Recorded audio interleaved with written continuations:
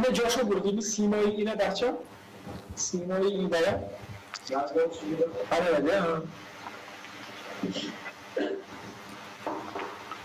Skype خیلی zarar میگیره آها کی امیر کریموف آماده شوید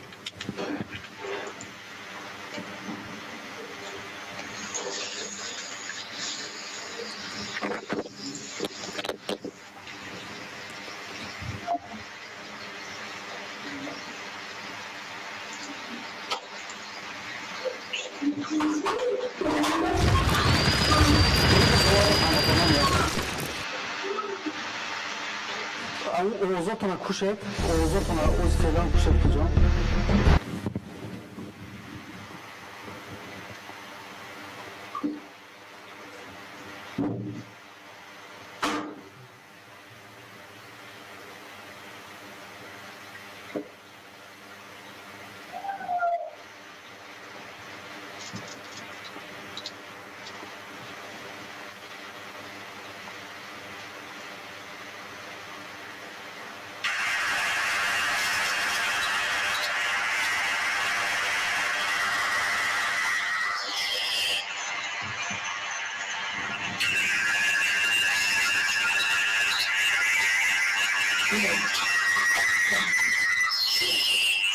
یه دفعه که شامل بودیم مثل برنامه نشن بستن شامل بودیم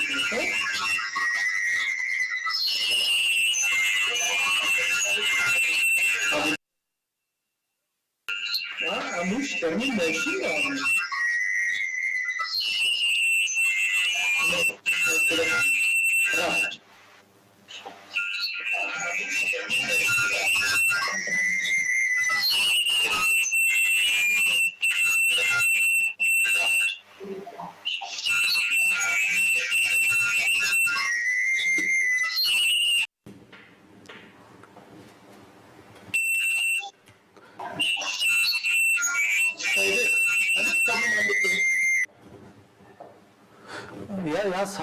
یا صدو زدی سر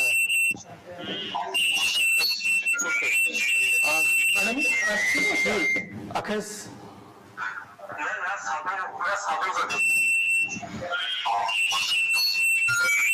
ولی تلفن یونی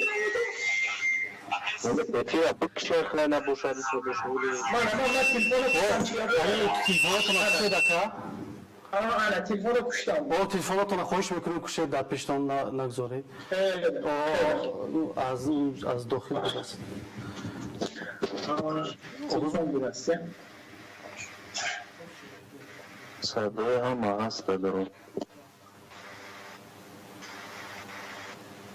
حوزه مسئوله؟ خیلی برای من خوب نمیدونم پیشی و هیچ خیلی اما پیش خوب دارم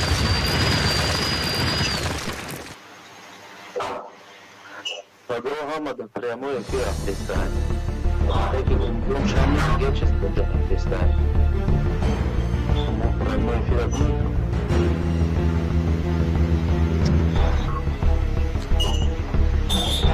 شروعشون دارم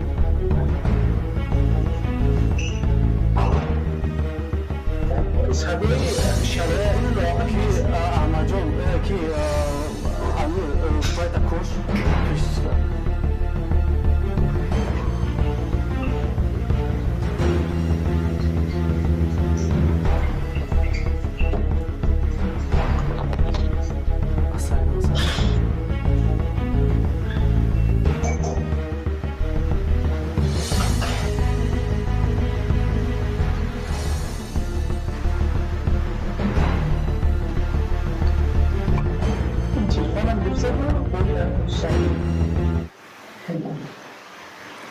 درود و سلام هموطنان عزیز بینندگان گرامی قدر این نخستین برنامه ما است و برنامه ما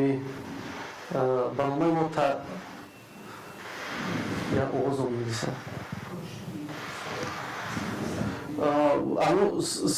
اما صدا باشد اگر پیشتان دارم صدا را خواهش میکنم پس کنید که نشونید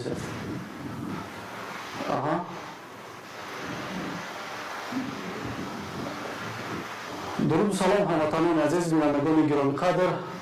برنامه تعلیمی باید گفت است و این نخستین برنامه ما است و در برنامه ما همه عزیزانی که میخواهند که شرکت ورزند برنامه آزاد است و این نخستین برنامه ما از طریق شبکه پیمان ملی از طریق کانال از طریق یوتیوب برگزار می‌گردد و همه برادران و دوستانی که میخواهند که با ما در تماس شوند در اینجا اکران شما میبینید رقم واتساپ و طریق واتساپ میتوانید با ما در تماس گیرید و در برنامه‌های آینده دیگر برنامه‌های ایمو و وایبر هم نصب کرده میشود و با این میتوانید شما در تماس شوید. میخواستم که نخستین برنامه ما را در مورد حادثه ششم نوامبر سال جاری صحبت کنیم، چون این یک حادثه غیر معمولی بود و من در اینجا برای تحلیل بررسی و شنیدن نقطه نظر جامعه شهروندی تاجیکستان و آنهایی که بیشتر به روندهای سیاسی تاجیکستان اهمیت می‌دهند در استودیو ما دعوت شده هستند و می‌خواستم امروز معرفی کنم در استودیو حضور دارم احمد جان کریمزاد از امریکا و امیر قیوموف از آلمان و برادر ما فعال جامعه شهروندی و فعال سیاسی سیدوس استراشانی حضور دارم و ایشان را به استودیو خیر آمدید میگم و میخواستم در مورد حادثه ششم نوامبر بیشتر صحبت کنه و این هم به این حادثه در حالت رخ داد که در جریان سفر رئیس جمهور به اروپا رخ داد. میخواستم اولین سوال از برادر احمد کریمزاد کنم.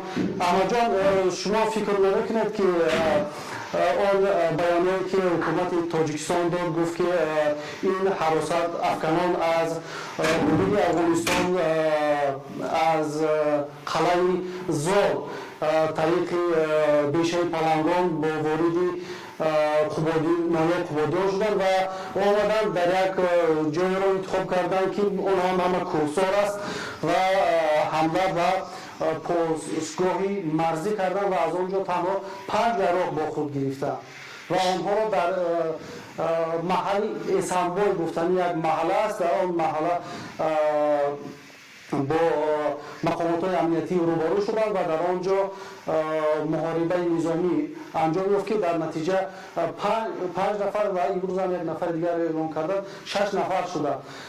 شما فکر نمیکنید که این همه آن چیزی که حکومت تاجیکستان بیان کرده ایستاده است هیچ واقعیتی ندارد و آن چیزی که ما میفهمیم میبینیم و اکسپرت های افغانستان هم در اینجا میگویند که در مرزهای تاجیکستان اصلا طالبان حضور دارند، یعنی که گروه های داعش بیرون از افغانستان از پایگاه دارند ولی آن عملهایی که در افغانستان انجام میدن از بیرون وارد افغانستان میشن. و شما فکر نکنید این همه آن چیزایی که تاجیکستان گفته ایستاده است زید و نقص هستند؟ اصلا برای اول شخصانیم که اول مردم باید بفهمند که داعش چیست و عموما ارگانیزاسیون تروریستی چیستن. ارگانیزاسیون تروریستی اینن که اونا زکاز میگیرن، اوردر میگیرن، یعنی که بگیم سیاستمدار و دولت هایی که بگیم یکم نظرداشت خودشونه یکم فکر سیاسی خودشونه برای انجام رساندن یعنی با راهی همین تروریسم کردنی باشن، یعنی پیاده ساختن هدفهای منطقوی خودشان. بله، یعنی که برای منفعت‌های خودشان این ارگانیزاسیون‌ها استفاده برده میشوند با منفعت‌های سیاستمداری گوناگون دولت‌ها. یعنی که وقتی شما شرکتی پپسی داشته باشین همه دولت از شما چیز میخواه، همون پرودوکت شما را میخواه. ارگانیزاسیون تروریستی هم اینا هم پرودوکتشون همین تراکت، یعنی که куштору ягон кор ба заказ, яъне ки пора мегиранд, заказ мекунанд, яъне ки иҷро мекунанд. Иҷрокунандаҳои ҳами хел багем ҳамлаҳо ҳастанд онҳо. Барои ҳамин ба фикри шахсии ман, агар ки доишам ба кала гирифт ин чизро, ман то ҳол мегӯям ки ин сохта аз мақомотҳои багем спецслужбаҳои Тоҷикистонанд. Ин ҳамлаи сохта аст ва чанд чизро таҳқиқ мекунад, яъне ки манфиатҳои бисёр ҷадид дорад, манфиатҳо ба манфиати ҳукумати ҷумҳурии Тоҷикистон аст ва чанд шахсҳои алоҳидаи сиёсӣ.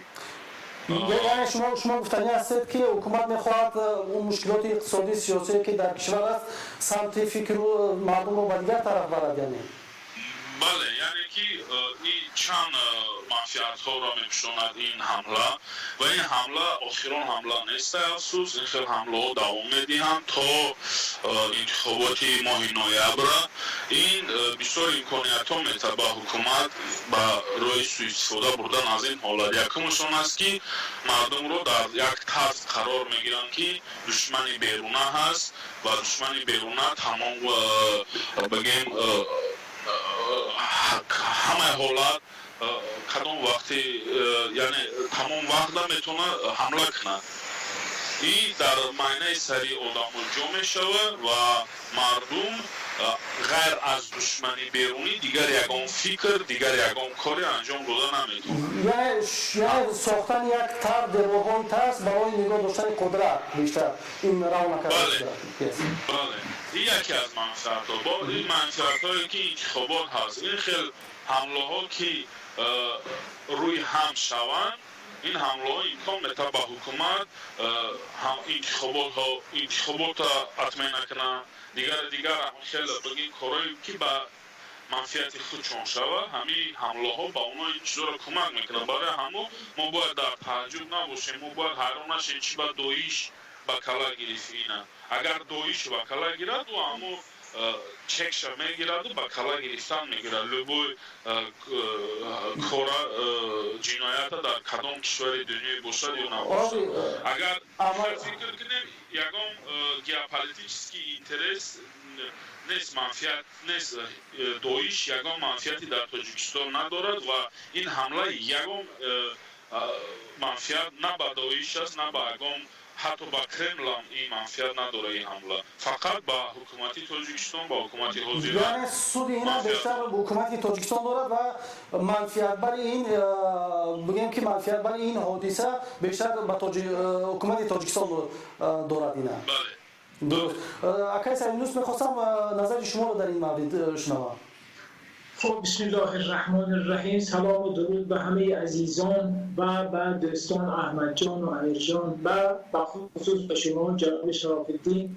اولا تبریک عرض میکنم این برنامه جدید شما انشالله موفقیت آمیز باشد. ببینید من یک کمتر تحلیلم فرق میکند. هنوز بعضی از مسائل روشن نشده است. ببینید ما تا اینجای کار فقط دو تا بیانیه داشتیم، دو تا بیانیه دیدیم از همون کمیته امنیت. یکیش هم گفت که اول همون افراد نقابپوش و اینها، بعد فردای همان روز گفت که نه، بعد معلوم شد که اینها داعش بودند. بعد خب یک روز دیگر هم، یعنی تقریبا دیروز بود یا دو روز پیش نمیدونم، داعش هم رسما به عهده گرفت و عکس و نوار هم از همون افرادی که ادعا میشود این جنایت را انجام دادن منتشر کرد.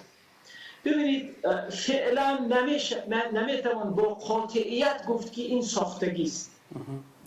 این بعداً معلوم میشد، یعنی اگر ساختگی هم باشد معلوم خواهد شد، اما حاضر نمیتوان اینو گفت. چرا؟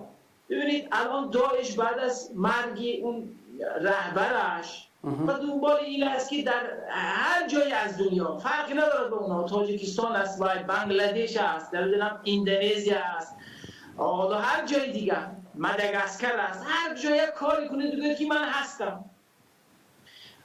این یک نکته. نکته دوم، به نظر نمیرسد اینها از افغانستان وارد شده باشند. اصلا اون روایتی اولی حکومت که گفت که اینها آمدند و بعد یعنی تقریبا 300 در اینجا وزارت مدافع افغانستان هم قید کردن که ادعای تاجیکستان به اساس است و این حواسگران حتی در حدود افغانستان هم نبودن. یعنی حالا همین میخواستم عرض کنم که اصلا این روایت با واقعیت نمیخواند. یعنی چگونه اینها 300 کیلومتر عبور کردن، این فاصله چند تا پاسگاه دارد، اینها مگر ندیدن؟ این کمتر اینش با واقعیت نمیخواند. تحلیل من فعلا همین، این چند نفر از خود از داخل تاجیکستان بودن، ظاهرا آمادگی های دیدن، ارتباط هایی هم داشتن و چون که از همین نشانه هاش به نظر میرسد خیلی با تجربه کارکشته هم نبودن، کاراشون ناشیانه بود، یعنی بچگانه بود. داعش در جاهای دیگر معمولا یعنی اگر عملیات کنه به این حماقت انجام نمیدهد. حالا به هر حال ببینید از داخل این کار رو انجام دادن و داعش هم چون به دنبال یک پیروزی و موفقیت رو برای نشان دادن به جهانیان که ما هم هنوز هستیم به عهده گرفت و اعلام کرد. به نظر نمیرسد که در اینجا هماهنگسازی با داعش و مقامات قدرتی تاجیکستان یک از چون که میتواند که اون نوارهایی که به داعش روان کردن شاید خود مقامات تاجیکستان را آماده کرده روان کرده باشد که اونها با عهده گرفته باشد. با قاطعیت نمیتونه، یعنی به نظر نمیرسد چون بیشتر مانند است با همون فیلم ها. نظری من این است که نه، یعنی چون این کار پیامدهای خیلی ناگوار داره. یعنی اگر کمیته امنیت پشت این باشد یا هر نهاد دیگر، خب اون بفهمد که این پیامد دارد، این خیلی نیست که این به همین راحتی این کار رو انجام دهد. بله اینها بهره برداری خواهند کرد، بله این بهره برداری سیاسی از این حادثه میکنند. حالا شروع نشده است و خب اینجا نگرانی دارد، البته چند روز دیگر شروع میکنن. در بیانیه اولشان یک اشاره‌ای کردن، دویمشان که به سفارشی مخصوص. حالا چند تا چیز میبافن، اما اصلی واقعه حادثه را نمیتوان به این سادگی انکار کرد و گفت این ساختگی است. فعلا نظری بنده همین است. حالا باز اگر مطلبی بود عرض خواهم کرد. سلامت باشید. امیر جان ببینید، من یک سوال این است که چرا با فکر شما یک منطقه سرآدم رو انتخاب نکردن یا یک پاسگاه نظامی رو انتخاب نکردن؟ چون بسیار از کارشناسان روس اروپایی راه روش نفران داعش رو دیگر میدونند، چون تاکتیکای آنها فرق میکند. آنها 20 نفر آنها میتواند در افغانستان در دیگر جاها خیلی کارهای بزرگ کند. چرا آنها نآمدند به یک پاسگاهی نزدیک سرحدی افغانستان تاجیکستان حمله کنند و به یک هدف معین مشخص رسند یا جای عقیم‌نشینی داشته باشند؟ چون در استراتژی آنها کمتر این دورتر است. به نظر شما چرا اینها این انتخاب کردند و یک جای انتخاب کردند که خیلی از منطقه سراحالی دور است و یک منطقه آرام رو انتخاب کردن و این هم مرزی ازبکستان؟ یعنی که چی هدف، چی پیام میخواستن با ازبکستان رسانند؟ اکای سعیدی ببخشید شما تصویرتان شک شده است، اما یک بار دیگر زیر کنید دستان. برم چیکار کنم؟ درست شد؟ فرمایید. خیلی خوب. صدای من هست؟ بله بله. با فکر من اولا برادر من باور ندارم که این یک حمله تروریستی بود. به نظر من هم که این یک حمله ساخته بود و طراحان این حمله جای نامناسب انتخاب کردن برای عملی نمودن این کارشون. چگونه که همه مردم تقریبا این رو زیر سوال میبرند، هیچ کس تقریبا باور نکرده ایستاده است که این یک حمله واقعا داعش بود. به همین سبب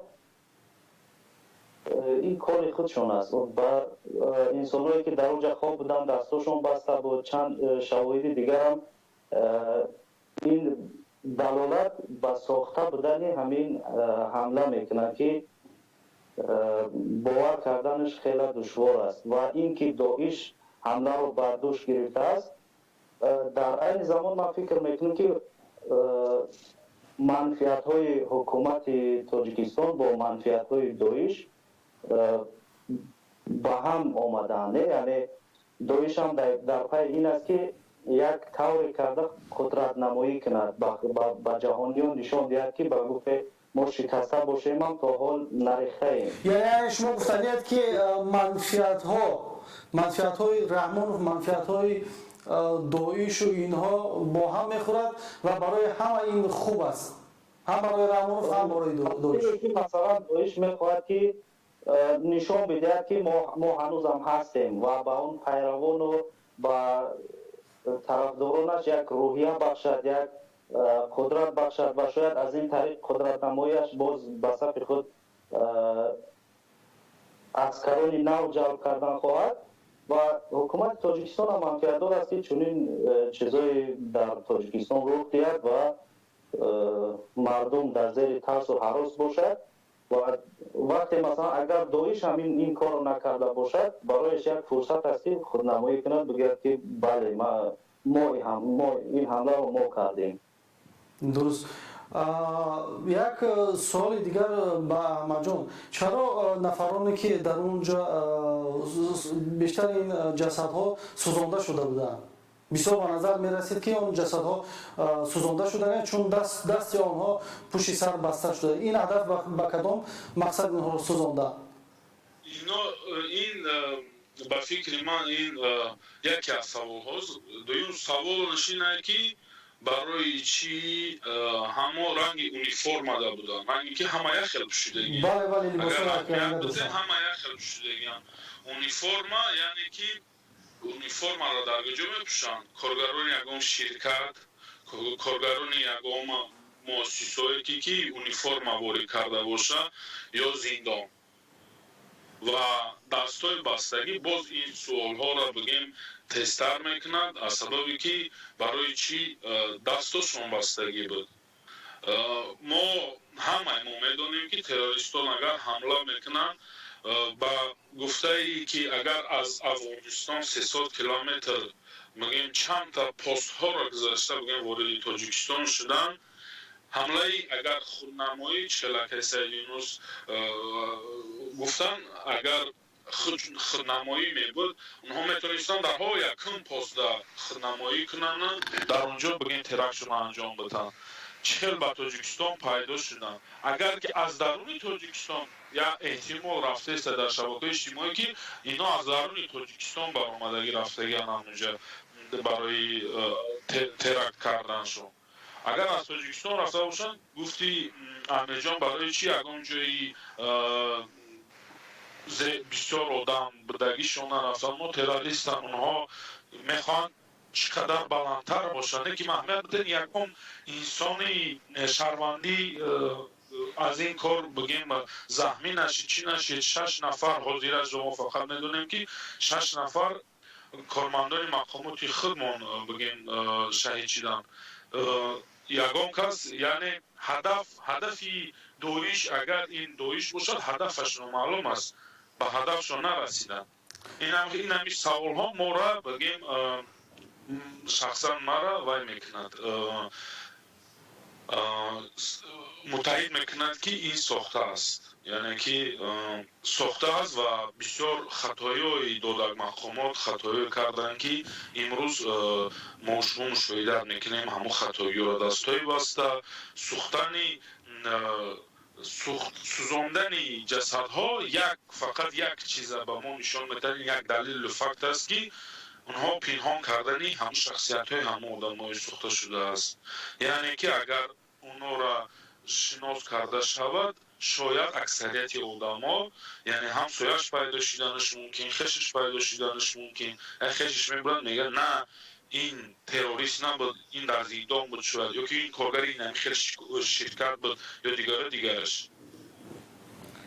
همه این چیزا را ما اگر بپیوندیم کم یک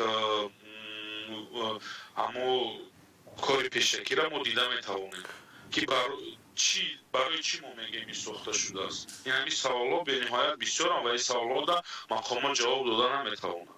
آقای سعیدنوس ببخشید یک سوال برای شما دارم. خب اگر که رفت و گویا که داعش از مرز تاجیکستان آن ورسیایی که حکومت تاجیکستان پیشنهاد میکند رفت از مرز تاجیکستان گذشتند و چگونه آنها دسترسی به ماشین های رقم هایی که به تعلق به دوشنبه دارند آنها رو پیدا کردند، چگونه آنها توانستند که مدت 3 روز 4 автомашин با یک رقم لباس در داخل تاجیکستان سیر و گشت کنند. اگر آدمایی که تحت تعقیب و کفتکو قرار داشتند یا اینکه نفرهایی بودند که آنها علاقه زیر نظارت مقامات امنیتی تاجیکستان بودند، چگونه آنها توانستند که 3 روز در قلمرو تاجیکستان سیر و گشت کنند و مقامات قدرتی تاجیکستان هم درک نکردند که چونین یک گروه در داخل است و چونین یک عملیات رو میگذارند. این ضعیف بودن مقامات قدرتی تاجیکستان رو نشان نمیدهد تکر و من ضعیف بودن این مرزهای تاجیکستان. صدام هست؟ بله. اصلی حادثه فعلا به نظر میرسد از داخل بوده است.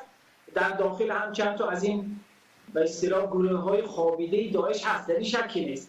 اما این که میفرمایید از افغانستان بوده تو بعد خودی مقامات امنیتی هم کمیته امنیتی دولتی هم آمد همین گزینه رو همون ورسیه رو مطرح کرد، پشیمان است. به نظر من پشیمان است، چون این امکان نداره داخل. میدونید چرا؟ چون از چند ماه پیش حالا تاجیکستان که جای خودش حتی به این سازمان امنیتی دست جمعی یعنی همین کشورهای تاجیکستان و روسیه و اینا که با هم خب خیلی چشم‌وگوششون در مرز با افغانستان است و این آسانی کسی نمیتواند عبور کند از اونجا، تازه عبور کنه برسد به نزدیکی شهر دوشنبه. نه این خنده آور است. یعنی خدمات‌های جاسوسی آنها میتونستن که اینا پیش در پیش آگاه کنن و از این حادثه پیشگیری کنن اگر در واقع چون حادثه وجود می‌داشت. 100% چون اونجا آنها خیلی در این مسئله حساس هستن و این مسئله خیلی جدی هم پیگیری میکنن. مسئله اینجاست که چرا مقامات امنیتی تاجیکستان اینها رو گفتن از تاجیکستان وارد شدن، چون اگر اینها بگویند که در داخل یک همچنین گروهک‌هایی هست، خب این خودشون از زیر سوال میبرند که یعنی شما کجایید؟ اگر در داخل تاجیکستان باشند و با این آمادگی ببینید هرچند این عملیات اینها خیلی موفقیت آمیز نبود، یعنی در قیاس با کارهایی که در دیگر کشورها میکنند خب موفقیت آمیز نبود. بعد خب اما با این همه بالاخره چند نفر شهید شدند، جان دادند. خب این بعد اون وقت نهادهای قدرتی تاجیکستان زیر سوال میدن که اینها در داخل بودن، شما کجای کاری؟ بعد اینا همون سراسیمه‌وار در روز اول گفتن نه اینها از تاجیکستان وارد شدن. خب این دیگر حالا ببینید چند تا عکس هم که حالا احمد جان هم اشاره کردن، دستان بستگی و نمیدونم چند تا ماشین و چرا این عکس‌ها رو زود برداشتن؟ چون این عکس‌ها ببینید اصلی واقعه رو با تکرار بکنم فعلا واقع شده اصلی، فعلا این مسکوت میمونن. اما اینکه آمدن عکس منتشر کردند و چند تا کارهای مسخره انجام دادن بعد برداشتن. چرا؟ یک مثل هست میگه که آخر اول فکر میکند بعد حرف میزند، اما احمق اول حرف میزند بعد فکر میکند. اینا اول این کارهای کردن بعد دیدن که نه مایه آبروریزی است. آخه این ماشینا شماره‌های دوشنبه بعد یک صحنه‌هایی نشان دادن که اصلا اون صحنه‌ها واقعی نیست، یا از جای دیگر است یا یک ساختگی است. این ساختگی این بشن زبانی افتیده دستاشون بسته. خب بعد به قول احمد جان لباس هم دارن اینا یونیفرم. خب اینها یک کمه یعنی اگر اینها کاری انجام دادنی بودن هیچ وقت نیاز به یونیفرم رو نمیدونم. خب این کار رو نداشتن. باز تکرار میکنم کاری شده است در داخل، اما ارائه مطلب از طریق مقامات گزارش مقامات اصلا زیر سوال برنده است. توجه دارید؟ بنابراین اون ورسیه از افغانستان وارد شدن از ریشه دیگر منتقل، از ریشه دیگر این بی خود است، بی جهت است. توجه دارید؟ ببخشید ببینید واقعا گروه‌های افراطی، گروه حراست افکن خیلی در زمان معاصر رشد کرده ایستاده و امروز یگانه مشکلات امروز در جهان این مبارزه با تروریسم است که در واقع از طریق شبکه‌های اینترنتی سوء استفاده بوده اهداف و هدف‌های افراط‌طلبانه خودشون رو پنج میکنند و این دروغ‌های حکومت این فریب‌ها و نیرنگ‌های حکومت مبارزه با تروریسم رو زیر شبهه قرار نمی‌دهد. سوال به هم بود؟ بله. و ببینید الان مبارزه با تروریسم یک مد شده است، برند. یعنی مثلا فرض کنید هر کشوری با تروریسم مبارزه کند یک امتیاز میگیرد. همین که امام علی رحمان در همین وقوع همین حادثه در اروپا بود، خب اون بهترین مدرک و سند در دست دارد. میگه ببینید من از قربانی تروریسم من باید حمایت شوم و نباید از مخالفان من شما حمایت کنید، چون باید تیر چند تا نشان بزند هدف دارد. ببینید این هم هست. هر کشوری که ببینید اصلا کشورهای امروز میگن ما با تروریسم مبارزه میکنیم، حالا امریکای اروپا اینا جای خودش. کشورهایی که دیکتاتوریست هستن مثل تاجیکستان، مثل مصر، توجه دارید، مثل کشورهایی که واقعا دیکتاتوری هستند، خودکامه هستند، میگن ما مخالفای ما تروریست هستند، برای همین شما با ما ایراد نگیرید، خورده نگیرید، اشکال نگیرید و سازمان‌های حقوق بشری و جامعه بین الملل اینا پیام بفرستن، میگن ببینید ما قربان هستیم. توجه دارید؟ این جهتش هست. برای همین خود این که تروریسم هست و اینم عرض کنم در حال رشد نیست حاضر. بعد از شکست اینها در سوریه و عراق دیگه روی به افول، روی به سقوط هم اینها. نه درست است در اینجا درست است که شکست خوردن ولی در بعضی جاها دوام پهن میکنند. اما ببینید اگر که چنین رفتن گیرد این باوری مردم رو به حکومت و حکومت در مقابل تروریسم چیکار خواهد کرد اگر که روز واقعا تهدید واقعی تهدید کند، در روزی که واقعا همین تهدید پیدا شود، روزی که این تهدید که وجود ندارد اونقدر زیاد، اگر در واقعا یک روز پیدا شود که این با این باوری با این همه دروغ ها یک روز حکومت با این دروغ هایش تهدید رو به رای نمیکند تروریسم که نه ببینید این که حکومت ها سوء استفاده میکنند این یک مسئله است، اما یک نکته رو ما باید همه دانند، چون حکومت های دیکتاتور دارن سوء استفاده میکنند. تروریسم در حال نابودی است. همین داعش ماندن اینها به نفع همین دیکتاتور هاست، چون اینها اگر تروریسم نباشد دیگر دکانشان به مشتری میماند. مشتری نیست دیگه برای اینها، کسی کمک نمیکند، کسی به حرفشون باور نمیکند. اما این که میگویید اگر واقعا باشد و یک وقت تهدیدی واقعی تروریسمی به شکلی داعش، این هرگز تهدید به اون معنا که در یک جا باقی مانده نیست اینها، چون اینها پایگاه مردمی ندارند. چرا بگید یعنی در این جای دنیا اینها یک سازمانی که پایگاه مردمی نداشته باشد عمری دراز ندارد. توجه دارید؟ بله از اینها سوء استفاده میکنن، برداشت سیاسی میکنن همین حکومت‌های خودکامه. ما بودن اینها به نفع اینهاست. توجه دارید؟ مسئله این است. احمد جان شما چی فکر دارید؟ به نظر شما تا کجا میتواند این دروغ‌ها یک روز نه یک روز تهدید واقعی تبدیل یابد؟ این با فکر من این با اکای سیموز در این بابت 100% موافقم. با دولت‌های با این دولت‌ها برام با مانند دولت‌های ما این چیز به دست است. وقتی که یک وقت القاعده وقتی که در وقتی نیست شدنش قرار داشت، در یاد بیاریم اگر تاریخ چند دولت‌های هم خیلی کوچک از اونها استفاده می‌بردن، برای که نرخشون ارزان شده بود، صفقه‌هاشون محدودتر شده بود و بسیار حکومت‌ها همون زمان از القاعده استفاده می‌بردن برای منفعت‌های خودشون، برای سوء استفاده بردن خودشون. امروز هم همین داعش هم همون حالت در قرار داره و ба фикри ман то охири сол якчанд ҳамлаҳои дигар ҳам мо мунтазир мешем, мо шоҳид мешем. Афсӯс не ки мешавем. яъне шумо эҳтимол доред ки чунин ҳамлаҳо шояд дар оянда шавад, аз ин роҳандозӣ шавад, ин ба манфиати Тоҷикистон, ҳукумати Тоҷикистон тамом мешавад.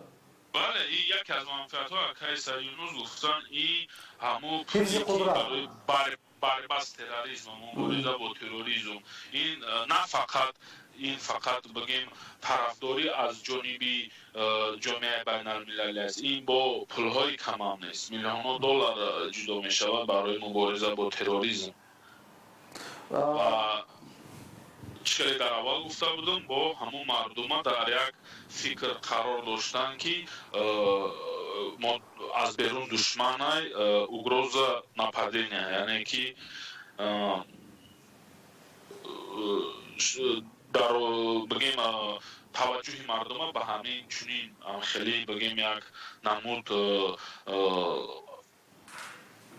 хатар доштан, яъне таваҷҷӯҳи мардума дар ҳамин хатар доштан, ки тамом любое время метавона ҳамла аз берун шавад. вақте ки хел шид, рейтингҳои президент, рейтингҳои бигем ҳамон партияи правешӣ, ҳамон рейтингҳош баланд шудан мегирад, ё баландам нашавад, пас намешавад, як хел меистад. яъне мардум бештар дар як ҳавоси қарор мегиранд ва мегӯянд ки дар ин ҳолати ҳассос бояд ки дар паҳлӯи ҳукумат бошем ва аз мушкилотҳое ки ҳастанд аз онҳо ҳарф назанем, яъне ки аз онҳо гузар кунем. соли 2006 истифода аз терроризм намебурдан пеш аз интихобот.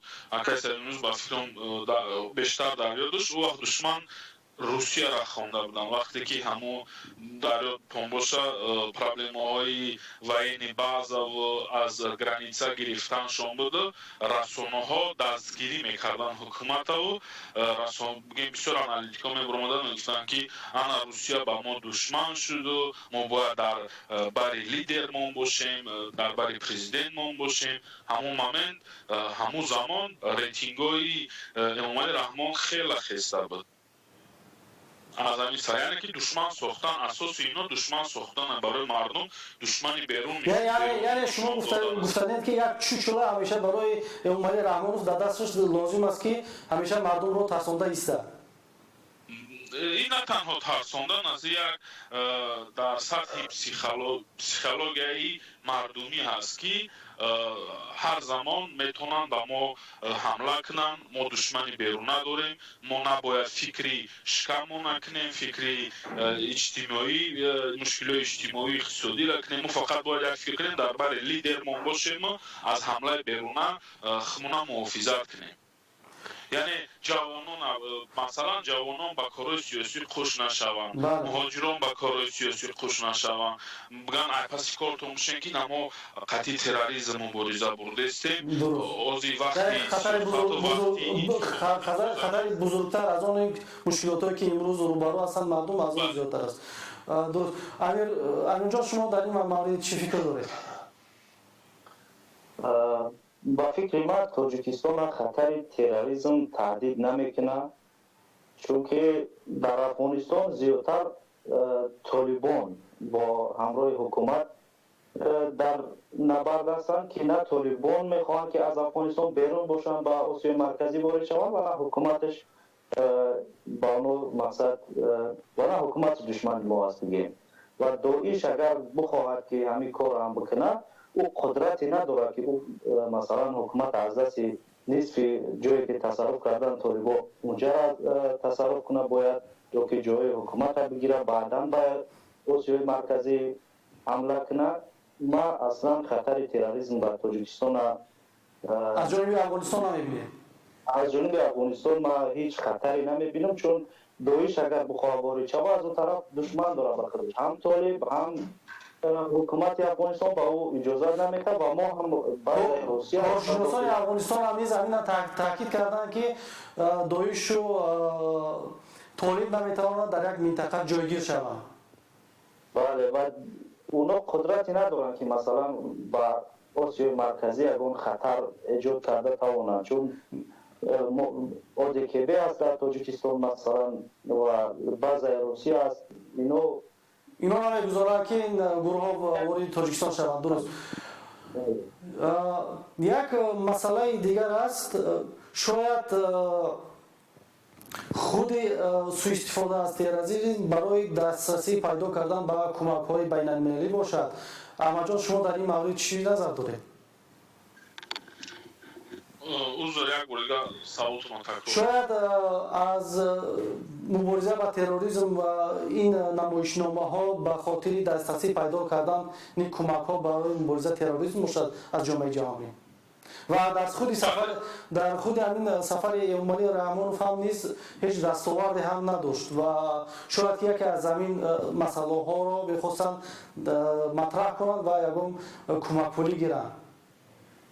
بله عجیبش همین ده که این همین حمله که 6 نوامبر گذشت با بسیار منفعت ها رسیدن چند طرفه، یعنی که یکی از آنها هم گرانت گرفتن بگیم دیویدندی بین‌المللی گرفتن با مبارزه با تروریسم، این سیاه کردن اپوزیسیا در عموم، این مردم باش بیشتر قوی کردن که هر کسی را که ما تروریست گفتیم از اونا سوال نکنین، ما تروریسم داریم، خدای نکرده اگر 20 کس حال اثبات کنن که همه شهروندان تاجیکستانن، اینا را باز چهلکی ترکتی که در دنگره شده بود ولاسپیدیستا اونجا دا بگیم عیبدار نهضت کردن که ایران نهضت باقی دویش کرده گیا، یعنی سالمسنی گوی اپیراسیه نهضت رو با دویش علاقمند کردن در اینجا. بله همین هم بودیم همین یک اینسترومنت هایی که مردم جوانو علاقه در شبکه اجتماعی ما که این چیزا را اهمیت میتونم و گروه 18,000 آدم دارم، اکثریت جوانایی که در داخل تاجیکستان نایاشتن میگن خوب کردن کشتن، یعنی این پسیخولوژی تیمورونی اوجه خیلی جوانا را به یک چیز تیار کردن که پگه اگر نامی любой odam, любой шарванда метунад номша терроризм бихонанд, вақти куштанша ҳамун ҷавона, ҳамун мардум мутаҳид мешаванд, мегӯянд ки хубшон кардан куштан. яъне ҷавонои тоҷикистон имрӯз қудрати таҳлили дуруст ва шинохти дуруст аз терроризм надоранд ва наметавонанд ҳодисаҳоро хуб таҳлил кунанд ва ҳар чизе ки мақомот пешниҳод мекунанд онро қабул мекунанд бидуни таҳлил. бале ман ба амирҷонам розӣ ҳастам ки тоҷикистон надорад ягон хатари ҳамлаи террористӣ на аз ҷониби доиш, на аз ҷониби толибон, на аз ҷониби ягон террористи дигар хеле хатар вуҷуд надорад дар тоҷикистон. ин доим ин 28 сол ин дурӯғ буд, аммо аввал толибон қатъӣ метарсонданд ва ин баъза расист ки бояд бошад толибон медроянд ки толибон фақат мо як вақт маҷбурам шуда буданд, гуфта буданд ки мо тоҷикистон даромадани нестем, мо ҳадафе надорем дар тоҷикистон, мо бояд ватани худмон обод кунем, онҳо ҳадафҳошон ватани худшонанд. толибон каси террорист бошанд набошанд ин кори ман нест, лекин толибон хоҳем нахоҳем ӯ ҳадафшон ҳамун ватаншонанд, ӯ ба фикру ақидаи худшон онҳо ҳадафшон ватани худшонанд. доиши беватан яъне ки як организатсияи интернационале ҳаст, аз ҳар минтақаҳо мардумаш ҷамъ шудага ва бениҳоят кӯчак мондагиянд. уно танҳо бо як сол ду соли дигар сӯистифода бурда мешаванд аз ҳамин давлатҳое ки зери бигем режиманд қарор доранд, яъне давлатҳое ки демократӣ нестанд, тоталитарный режим дан уно айно сӯистифода мебаранд. ҳам хел ино несту набуд мешаванд. аллакай дар аврупову дар амрико аз доиш бӯи нест, аз ёди ҳама баромад, аммо албағдодӣ қатлаш қатӣ ин масъала дар амрико махсус кушонда шуд, на мардумаш на расонаҳош дигар фикри доиша намекунанд. бубинед дар ҳамин масъалаҳои терроризму дар инҳо бисёр барои махсусан ҷаноби эмомалӣ раҳмон хеле муҳим аст ва бештар муътақидони худ ва мухолифони худро ба рӯйхати терроризм шомил мекунад ва дар ин ҷо нобаварии ҷомеаро мубориза бо терроризм зери шубҳа намедиҳад. چون تروریسم باید که یک شناخت درست داشته باشه، شخصیت‌هایی باشند که در حقیقت فکر و عقیده‌شان تحقیق‌کاری است، یعنی که اون معتقدان یا اینکه اون نفران حتی ژورنالیستان در اینجا وارد این لیست‌ها شدن، این همه را زیر شبهه نمی‌دهد و نمی‌گویم که نه حکومت تاجیکستان همه را دارد با تروریسم یک جا می‌کند و شناخت درست از مبارزه تروریسم ندارد. باید ما یک حقیقت را قبول کنیم. حقیقت اون است که این دولت‌های اروپایی، امریکایی، روسی، خیتایی اینا با ما کاری ندارن. یعنی اونا از بگیم فکری در او خط نگاه ما باوری دارم که اکثریت حتی همو UNDP یا اون هم همو خط تاخیر نظر کردگی نیست.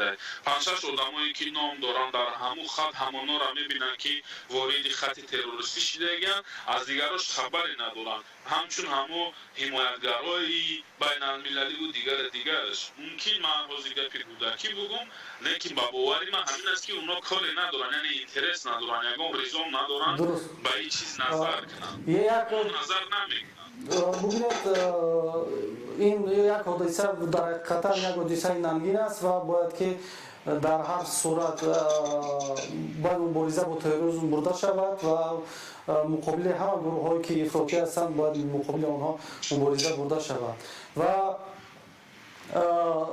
یک راه مبارزه برای ما میلیون ها دلار برای مبارزه با تروریسم در کار نیست. اگر ما را میگن که ما خطری رادیکالیزاسیون جامعه داریم، خطری رادیکالیزاسیون جوانان داریم، نه که ما اگر فکر کنیم در رادیکالیزاسیون جوانان ما فقط حکومت دور کرده میتونم. اگر بگیم برای چی من کوتاه کرده میگم، از سال 2009 در یاد همه شما هست 10 سال پیش یک جنگی بگیم غیر رسمی اعلام با علم دینی شده بود، یعنی جوانان را از علم دینی محروم ساختن. جوانان را اکثریت جوانان بوی نمیبرن از توحید و از دیگر، یعنی سبب تیله دادن جوانانی که به گروه رادیکال میپیوندند این خود حکومت است، یعنی اون چیزی که تیله دهنده است خود حکومت است با عملکردهای خودش. یعنی در اینجا دیده نمی‌شود که خود حکومت می‌خواهد که گروه رادیکال باید باشد و مقابل آنها مبارزه بود. یعنی خودش این خواستار رو دیده نمی‌شود شما در این هم میگویید. این یک چیزی است که حکومت خودش خواستاری با وجود آمدن این گروه‌های رادیکال هستند. بله، این چیز شدنش امکان دارد، یعنی که باز در همون منفیت ها میرسیم. این با منفیتی حکومتداران است داشتنی دویم خطری رادیکالیزاسیون جوانان، داشتنی دویم خطری همسر گروه ها پیدا شدن. اما جان صدا شما کم تقلیزب شد.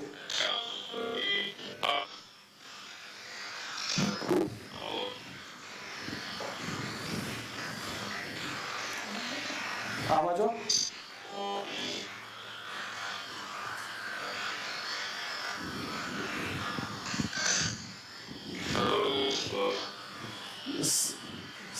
صدا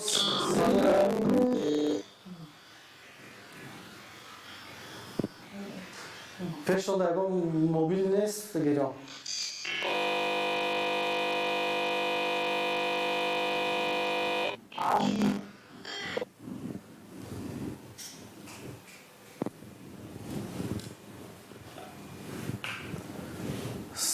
صدا خوب صدا آمدی سه صدای منو میشنوید احمد جان؟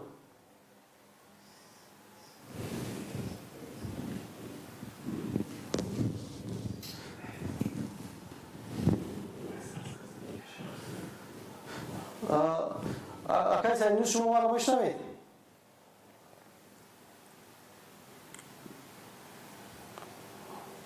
احمد جان؟ احمد جان؟ صدای من نرفته است.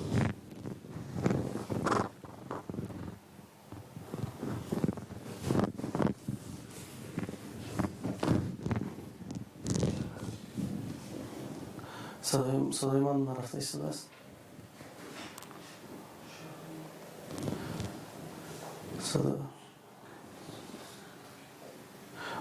صدای من را ندارید؟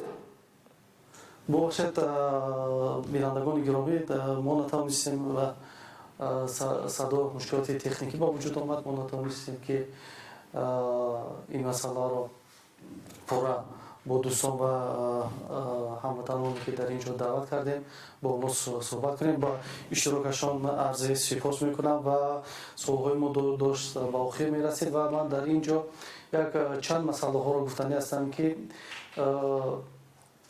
این به نظر خود من یک کاری بسیار هم ساخته شده می باشد، چون در خود همه آن چیزی که بیانیه هایی که مقامات تاجیکستان و عکس‌العمل‌هایی که تاجیکستان پیشنهاد کرد در آنجا شک و شبهه های زیاد دیده می شود. برای این خاطر من بیشتر فکر می کنم که این در جریان یک سفر ناموفق امالی رحمان بود و می خواستم که از این سفر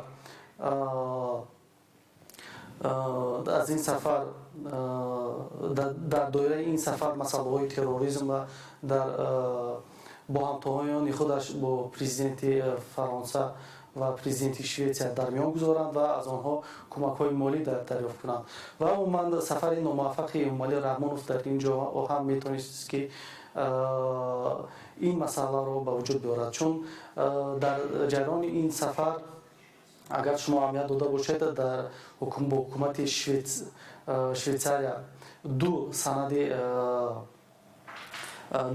تفاهمنامه به امضا رسید و در خود فرانسه باشد 11 سند به امضا رسید. آنها هیچ خاراکتر اقتصادی نداشتند. اگر ما سفر خود شوکت میرزیویف را به فرانسه و آلمان نگاه کنیم، با یک سفرش به آلمان توانست که 35 میلیارد دلار با حکومت آلمان شرطنامه بندد و به ازبکستان 35 میلیارد دلار وارد کند و در خود فرانسه هم رفت 5 میلیارد دلار به امضا رسید و سندهای اقتصادی بودند و سرمایه‌گذاران 5 میلیون در آینده در ازبکستان سرمایه‌گذاری میکنند. ولی آن چیزی که رحمانوف رفت در فرانسه نتوانست که یک این سفر را یک سفری برای ملت دولت منفعت دار کند و این را به یک حادثه بسیار شبهه آور که روز 6 نوامبر رخ داد و این را خواست به همین انجام داد و دقت مردم را بیشتر نه به سفرهای ناموفق رحمانوف بلکه به خود همین چی برد به همین فکر روزی که مردم را به همین طرف برد.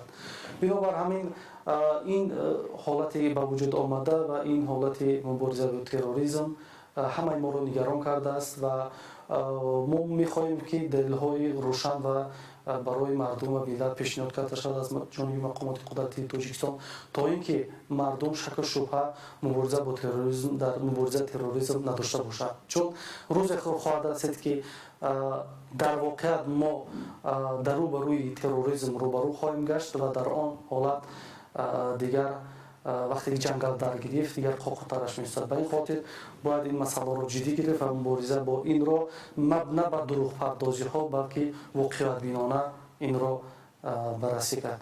دوستان عزیز، این نخستین برنامه ما است و ما در برنامه‌های آینده وقتی افیر را زیادتر میکنیم یا با دو قسمت در 2 روز میگذارانیم و این نخستین برنامه بود و بعضی مشکلات های تکنیکی هم فعلا روبرو شدن و نتونستیم این افیر رو پورا گذارانیم و در برنامه‌های آینده حتما با شما در تماس خواهیم بود و شما میتوانید که با تلفن، واتساپ و وایبر و در آینده با ما در تماس شوید. خدا نگهدارتان هموطنان عزیز، بینندگان گرامی و عذر زیاد از مشکلات های تکنیکی با وجود آمده.